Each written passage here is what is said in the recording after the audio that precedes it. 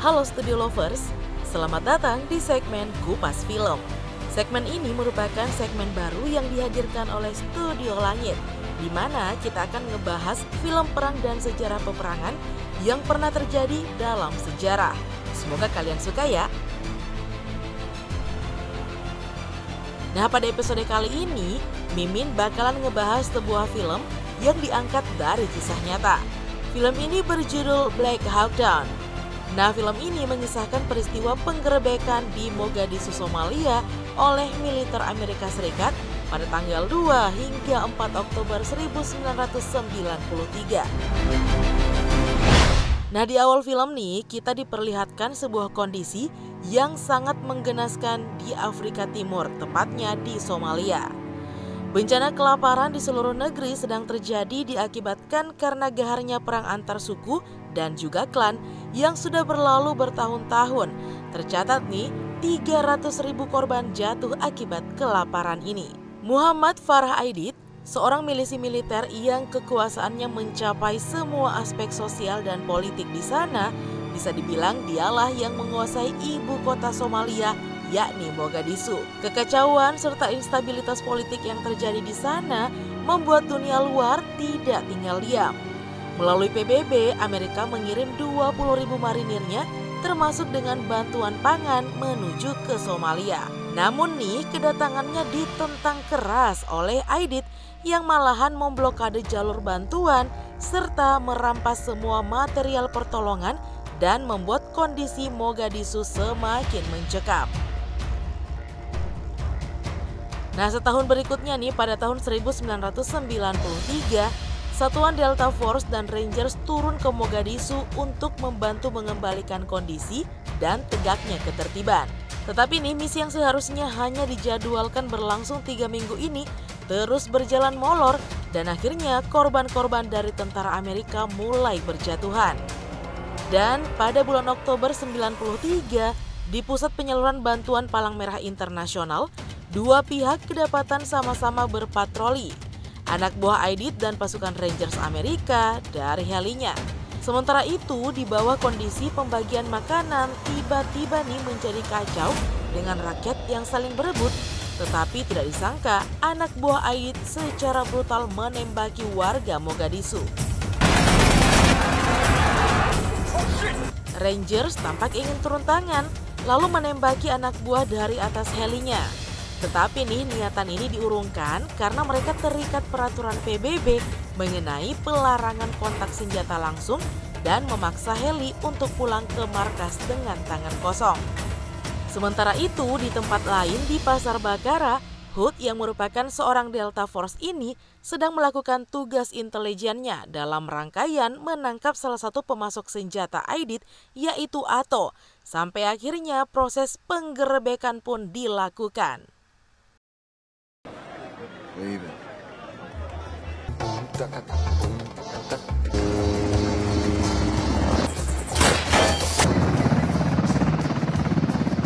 Pada akhirnya nih, Ato pun sukses ditangkap dan dihadapkan langsung kepada Jenderal Garrison. Pada dasarnya penangkapan Ato ini dikarenakan pihak Amerika yang ingin melemahkan Aidit dengan menangkap satu persatu pemasok senjatanya. Sebab nyatanya nih Amerika sudah hampir kehabisan ide dan selalu gagal memusnahkan rezim Aidit selama 6 minggu belakangan.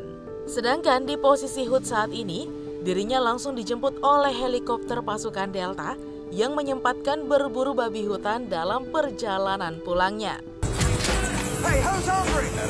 Sementara itu, di pangkalan militer Amerika, Sersan Eversman mendapatkan tambahan serdadu baru bernama Top Blackburn yang seperti kebanyakan tentara baru biasanya sangat berhasrat untuk langsung bertempur. Berikutnya ialah ketika babi hutan menjadi santapan utama seluruh pasukan Delta Force dan juga Rangers di sebuah hanggar pesawat. Malam pun tiba di mana nih para pasukan menikmati waktunya masing-masing dengan Sersan Eversman yang berdiskusi bersama rekan-rekannya membincangkan bagaimana kehidupan sosial sejatinya bagi rakyat Somalia yang tidak seberuntung mereka sebagai orang Amerika. Di sisi lain, saat Rangers lainnya sedang bercanda, Letnan Bills tiba-tiba terkena serangan epilepsi yang mengagetkan semua orang dalam ruangan tersebut. Kejadian ini membuat Sersan Eversman sebagai bawahan Bills langsung ditunjuk sebagai pengganti Bills menjadi pimpinan salah satu skuad Rangers.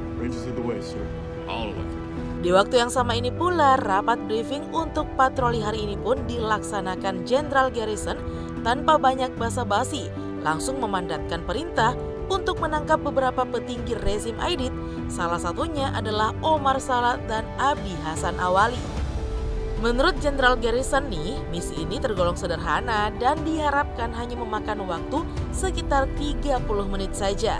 Nah, sebagai dukungan udara, pasukan Rangers dan Delta akan mendapatkan pengawalan dari beberapa helikopter Black Hawk dan juga Little Birds. Selesai meeting nih, semua pasukan langsung nih bersiap-siap dengan Rangers yang mendapatkan 2 orang serdadu baru, yaitu Todd Blackburn dan juga James, yang akhirnya mendapatkan kesempatan bertempur untuk yang pertama kalinya. Nah, mari kita menengok ke Pasar Bakara. Seorang pemuda terlihat sedang memata-matai sebuah kompleks bangunan, seakan nih mencatat dengan pandangannya siapa saja yang masuk dan keluar dari gedung tersebut. Pada atap mobilnya nih, pemuda ini memasang satu tanda dari lakban. Dan rupanya nih, Stulovers, orang ini adalah mata-mata Amerika yang ditugaskan untuk menunjuk lokasi penggerebekan. Waktu pun berlalu hingga pukul 2:30 saat Black Hawk sedang mengangkangi angkasa Pasar Bakara dan mengikuti mobil milik Abdi dari langit. Beberapa saat kemudian, seketika saja nih Abdi memberikan tanda dengan asap yang keluar dari mobilnya. Konvoi pasukan pun segera diberangkatkan. That's it. That's our signal. Serdadu-serdadu ini berderap dengan cepat dan sebagian menumpang di helikopter, lalu sebagian menaiki Humvee milik Amerika. Namun Stulovers yang tidak mereka sadari adalah adanya agen-agen cilik Aidit yang sudah dipersiapkan untuk memantau angkasa. Panglima Perang Aidit pun menjadi red alert. Dengan satu teriakan saja, Pasar Bakara menjadi gudang bedil yang mempersenjatai ratusan milisi Aidit di Mogadishu ini. Untuk berikutnya nih, mereka mengubah pasar menjadi benteng pertahanan dan mempersiapkan blokade serta barikade di sana-sini. Pendeknya nih, semua milisi sudah siap untuk baku tembak. Sementara itu warga sipil lainnya menjadi kalang kabut, menyelamatkan diri dan mencari shelter untuk berlindung. Taktik pertama adalah menghitamkan langit dengan membakar ban untuk menghalangi pandangan helikopter Amerika yang sudah di atas mereka. Sementara itu, konvoi Humvee saat ini sudah semakin mendekati sasaran dan pada pukul 3:43 Delta Force menjadi pioner serangan, turun dari Little Birds dengan mulus dan langsung mempenetrasi gedung bertembok putih ini.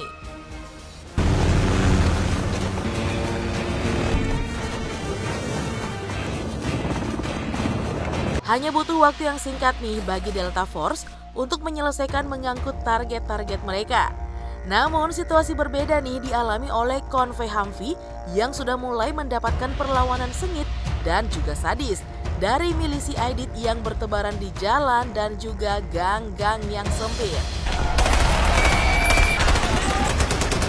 Dan di sisi lain, skuad Sersan Eversman mulai menurunkan serdadunya tepat di antara amuk peluru di tengah jalan ini.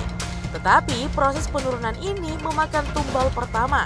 Salah satu milisi merilis RPG-nya ke arah Black Hawk, yang meskipun masih bisa menghindari, tetapi ini melontarkan Todd Blackburn terhempas ke tanah yang segera telentang dan tidak bergerak.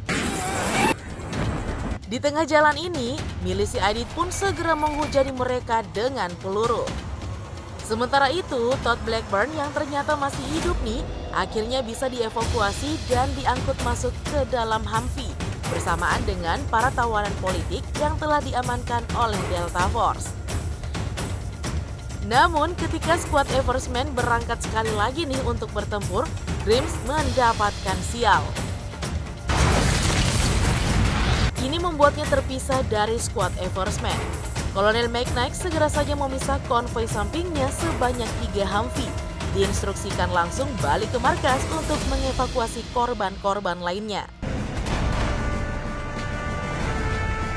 Dengan dilarikannya Todd, Sersan Eversman segera memerintahkan skuadnya untuk bergabung dengan barisan Rangers lainnya guna membuat perimeter keamanan agar bisa memuluskan laju kabur konvoi Humvee pengangkut tawanan untuk segera balik ke markas. Tetapi nih, ini dirasa kurang cukup karena pada satu sudut jalanan konvoi pengangkut korban ini diajar bertubi-tubi oleh milisi ID dari kiri dan kanan, depan dan belakang, dan membuat Rangers terpaksa kehilangan beberapa serdadunya. Sedangkan di sisi lain, salah satu Black Hawk pengamanan Booper 61 berhasil dilacak oleh Panglima Perang Aidit yang dengan segera menembaknya jatuh. Ini Lost to Lovers awal kenaasan misi yang tadinya nih dianggap sederhana oleh pihak Amerika. Jenderal Garrison yang mengamati tragedi ini pun langsung memerintahkan untuk mengirim pasukan evakuasi dan membuat perimeter keamanan di sekitar area jatuhnya Super 61. Dan karena tragedi ini pula, konvoi Humvee yang dalam perjalanan pulang akhirnya terpaksa dibagi. Dan kebetulan nih tim penyelamat yang pertama diinstruksikan untuk merapat ke Super 61 adalah skuad Sersan Eversman yang sudah mulai pergerakannya dengan perlawanan sadis dari milisi ID. Balik ke gedung pejabat ID. Dengan adanya kabar tumbang yang salah satunya Black Hawk, maka diputuskan Kapten Steel dan beberapa anggota Delta segera meluncur ke tempat heli yang jatuh itu. Sementara itu, Kolonel McKnight menyelesaikan ekstraksi tawanan politik untuk berikutnya dan segera menyusul menjemput Kapten Steel. Tapi rencana ini tidak berjalan mulus karena kondisi yang tidak kalah brutal juga dialami oleh skuad gabungan Rangers dan Delta yang dikomandoi langsung oleh Kapten Steel ini. Mereka berusaha menembus area urban yang kini sudah dipenuhi milisi ID yang dengan nekat mempersembahkan badai peluru. Milisi ID terus membanjiri segala sudut bangunan bagaikan parade yang kesetanan, menyambut pesta darah dan juga kematian. Korban demi korban pun berjatuhan di pihak Kapten Steel. Hingga akhirnya nih, mereka bisa menemukan satu gedung kosong untuk membuat pertahanan sementara dan merawat korban-korban yang terluka. Nah di sini Kapten Steel terpaksa membagi skuadnya dengan mempersilahkan Sanderson mengiringi Delta Force melanjutkan misinya menuju heli dengan ditemani oleh Dreams yang memang kini terpisah dari skuad Eversman. Dalam rute ke lokasi heli, Sanderson ini dihajar habis-habisan oleh gerombolan demi gerombolan milisi ID yang bagaikan mati satu tumbuh 1000. Kita menengok skuad Eversman yang kini sudah berhasil sampai di area Super 61 berbarengan dengan datangnya sebuah helikopter Little Bird yang berniat mengevakuasi korban. Nah akhirnya nih semua tawanan politik pun selesai diangkut. Konvoi Humvee Kolonel McKnight ini pun akhirnya diberangkatkan ke arah lokasi Super 61 yang terjatuh dan terpaksa mendapati keapesannya sendiri karena nih mereka diserbu langsung oleh milisi ID secara bertubi-tubi di tiap perempatan dan juga tikungan dan membuat korban-korban dari pasukan Amerika terus berjatuhan, termasuk nih sopir dari Kolonel McKnight bernama Mad Dog yang terluka parah. Menuju situasi area Super 61, pasukan medis berhasil nih diturunkan untuk menstabilkan korban yang terluka parah yang belum sempat dievakuasi, dan ini membuat Eversman lagi-lagi harus melindungi mereka dengan sisa-sisa skuadnya. Tetapi nih semua proses ini semakin diperparah keadaannya karena di sisi lain satu Black Hawk bersandi nama Super 64 yang dipiloti oleh Duren juga sedang terancam oleh milisi ID.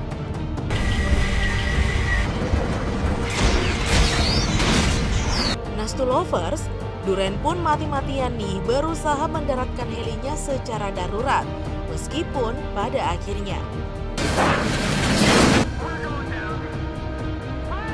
Tragedi helikopter kedua ini pun seketika membuat perhatian menjadi terpecah. Pasukan dengan 3 Humvee yang sudah balik ke markas nih untuk mengantar korban-korban seperti Todd Blackburn diperintahkan segera kembali membantu pengamanan lokasi Super 64. Tetapi nih fatalnya ketika mereka sudah sampai di kota yang mereka temui, semua jalanan sudah terblokade rapat. Ditambah lagi nih dengan elemen sipil yang sudah mulai kesal nih dengan baku tembak yang berlarut-larut dan mulai berusaha melawan pasukan Amerika. Situasi ini pun disolusikan oleh Hood untuk langsung turun dari mobil dan memilih untuk berjalan kaki ke lokasi Super 64. Sementara Hood masih terus berjalan nih, di lokasi Super 64 sendiri pengamanan sama sekali tidak ada. Ini membuat 2 sniper Delta Force yaitu Sugar dan juga Garden yang berada di heli Black Hawk yang lain meminta izin untuk turun dan berusaha membangun perimeter awal terlebih dahulu. Mereka berdua berusaha menyelamatkan pilot Super 64. Situasi di sekitar Super 64 sendiri semakin ngeri dan juga mematikan dengan milisi dan rakyat sipil semakin merapat untuk mengepung dan menjarah, membuat pilot Duren bertahan nih mati-matian sendirian sambil menunggu kedatangan Sugar dan juga Garden. Sampai pada akhirnya nih Duren yang cedera di kakinya ini bisa dievakuasi untuk masuk ke sebuah bangunan sipil. Sementara itu duet sniper Delta Force terus berbagi bedil dengan para penyerangnya. Namun pada akhirnya gelombang massa yang terus beringas ini berhasil menumpaskan daskan Garden dan juga Sugar, meninggalkan Duren sendirian yang akhirnya menjadi tawanan kubu Aidit.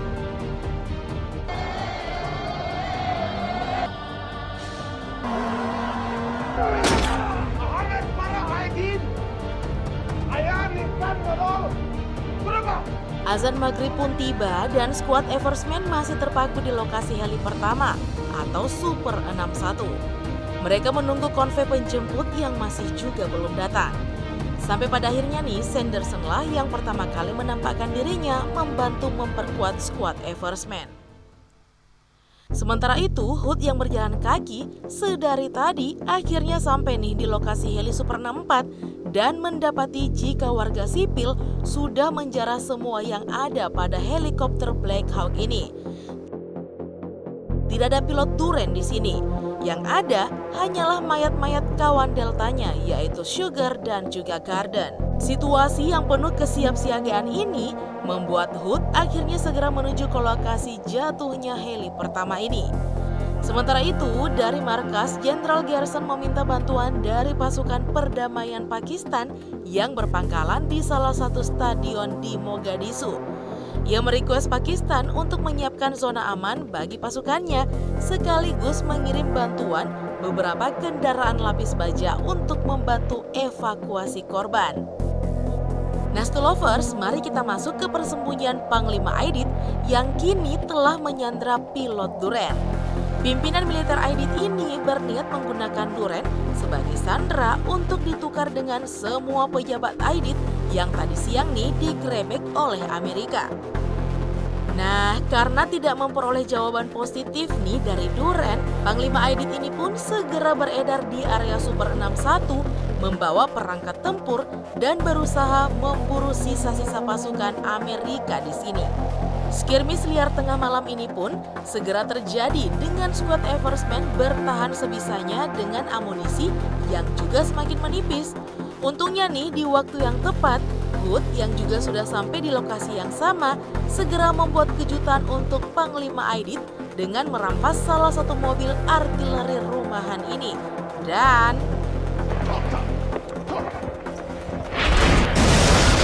tumpas kandasnya Panglima Aidit ini pun segera ditambah lagi dengan datangnya bala bantuan dari angkasa. Pemandangan dari Stadion Pangkalan Militer Pakistan. Kolonel McKnight akhirnya nih bisa mengerahkan beberapa lapis baja untuk menjemput pasukannya di area Super 61. Dan yang pertama kali dijemput adalah pasukan Kapten Steele yang sudah terjebak seharian di salah satu gedung sipil. Kemudian berikutnya nih konvoi ini meluncur ke lokasi skuad Eversman pada pukul 2 pagi menggembirakan skuad Eversman yang juga sudah compang-camping beradu tembak seharian. Tapi nih penjemputan kilat ini sedemikian molornya menunggu selesainya korban heli dievakuasi. Dan barulah pada pukul 6 pagi, keseluruhan konvoi ini bisa kabur menuju ke Stadion Zona Aman Pasukan Perdamaian Pakistan. Tapi sialnya nih Stolover, tidak semua pasukan bisa masuk ke dalam kendaraan PBB dan memaksa belasan pasukan Rangers dan Delta berlari berkilo-kilo menuju ke stadion.